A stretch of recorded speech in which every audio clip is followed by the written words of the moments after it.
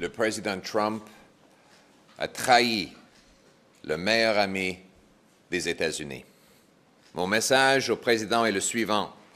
On va défendre les Canadiens et notre économie.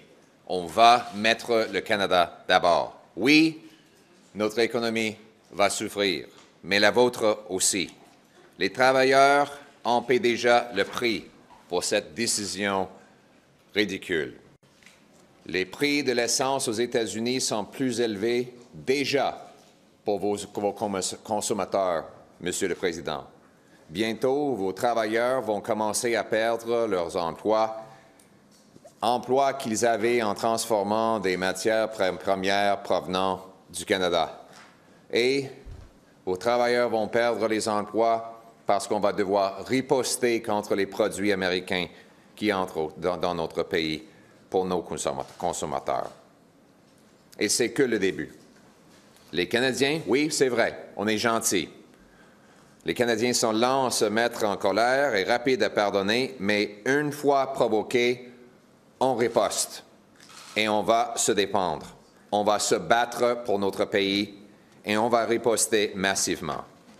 Je m'adresse maintenant aux millions de Canadiens inquiets après l'attaque injustifiable contre notre économie par le président Trump, aux travailleurs de l'automobile, aux travailleurs forestiers, aux travailleurs de l'acier et d'aluminium, aux travailleurs des mines, de l'énergie, aux camionneurs, aux agriculteurs et à tous les Canadiens qui travaillent fort chaque jour pour produire les biens qu'on vend aux États-Unis et ailleurs dans le monde. Je vais me battre pour vous. Je vais me battre pour votre emploi, pour votre famille, pour que vous puissiez acheter et payer une maison et pour votre retraite. Je vais me battre pour mettre le Canada d'abord. Avant l'entrée de ces tarifs hier, vous n'auriez probablement pas pu imaginer que la situation allait empirer. Avant ces tarifs douaniers, les choses étaient déjà très, très difficiles pour vous. Vous vous demandez comment vous alliez payer le loyer qui n'arrête pas d'augmenter, ou même d'acheter une maison après que les coûts du logement ont doublé depuis 10 ans, augmentant plus rapidement ici au Canada que dans tous les autres pays du G7. Vous avez réduit votre alimentation parce que le prix d'un panier d'épicerie a augmenté 37 % plus rapidement ici au Canada qu'aux États-Unis depuis les 5 dernières années. Vous faites peut-être déjà partie des 2 millions de personnes qui ont fait la file dans les banques alimentaires, un nombre qui avait doublé avant l'application de ces tarifs. Vous avez probablement remarqué que votre salaire n'augmente pas assez vite que l'inflation, après que le Canada ait connu la pire croissance économique parmi les pays du G7 depuis 10 ans. Peut-être, vous avez déjà remarqué que votre entreprise a transféré déjà des emplois aux États-Unis avant les droits de douane, alors que des PDG égoïstes privilégiaient leurs actions avant votre emploi et qu'un demi-billion de dollars d'investissement a déjà quitté notre pays. Et maintenant, ceci. Mais je suis ici avec un message de rassurance et de l'espoir. On va surmonter cette attaque contre notre économie. Et j'ai un plan pour y arriver. Premièrement, on doit riposter en ciblant les produits américains dans l'ordre suivant. A. Les produits qu'on fabrique nous-mêmes. B. Les produits dont on n'a pas besoin. C. Les produits qu'on peut acheter des autres pays. Deuxièmement, les contre-tarifs ne doivent pas être une source de revenus pour le gouvernement. La quasi-totalité des tarifs douaniers perçus devrait être consacrée à couper les taxes et les impôts, avec une partie mise à côté pour venir en aide aux travailleurs les plus touchés par la guerre commerciale. Aucun de ces fonds devrait être affecté à de nouveaux programmes ou de nouvelles dépenses gouvernementaux non liées à la guerre commerciale.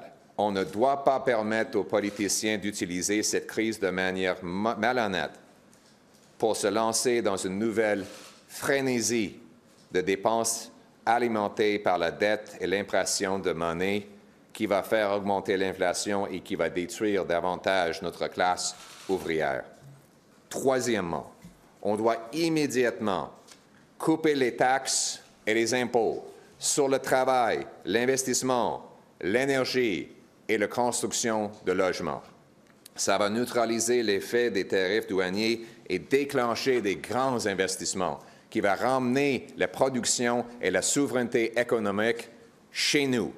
C'est évident qu'on doit commencer par supprimer la taxe libérale sur le carbone, la taxe de vente sur les maisons neuves, la hausse de la taxe libérale sur les gains en capital et réduire les impôts sur le revenu pour que le travail soit à nouveau payant.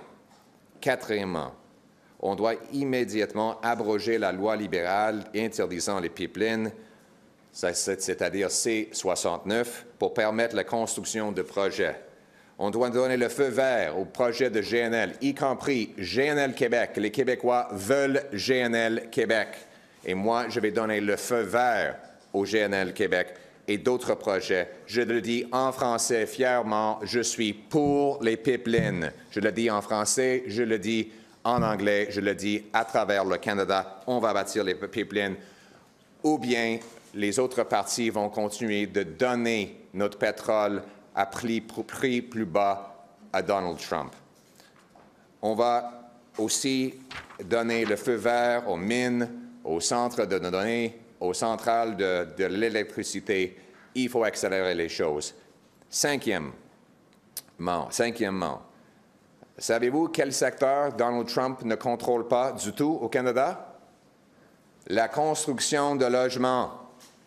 On n'a pas besoin de lui pour construire notre propre maison. On ne les exporte pas, on les bâtit ici.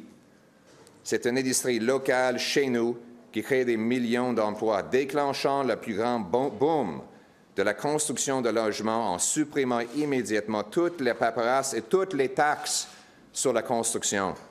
Ça va aussi donner notre secteur de bois d'œuvre qui a été déjà attaqué par Joe Biden.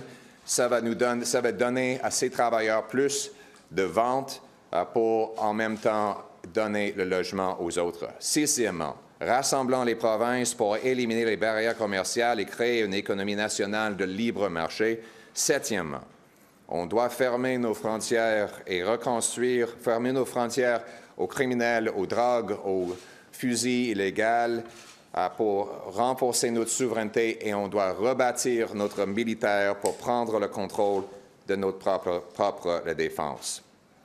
Toutes ces choses, couper les taxes et impôts, bâtir des logements et des pipelines, réparer le budget, stopper les crimes étaient des grandes idées conservatrices avant ces tarifs. Maintenant, ces idées sont absolument essentielles. Mais rien de tout ne s'est produit depuis les 100 jours. Ça fait presque 100 jours depuis les premières menaces de Donald Trump. Et qu'est-ce que le gouvernement a fait ici pour nous rendre plus souverains et indépendants? Ces portes ici sont fermées depuis des mois lorsque les libéraux se battent pour leur pouvoir. Donc, la taxe carbone qui détruit les emplois est toujours en place. La taxe de vente s'applique toujours aux nouvelles maisons. La loi interdisant les pipelines C-69 est toujours là. Les déficits massifs et inflationnistes sont toujours en place. Aucune loi n'a été modifiée, aucun impôt n'a été réduit, aucune mesure n'a été prise pour nous libérer de l'emprise de Trump et des États-Unis.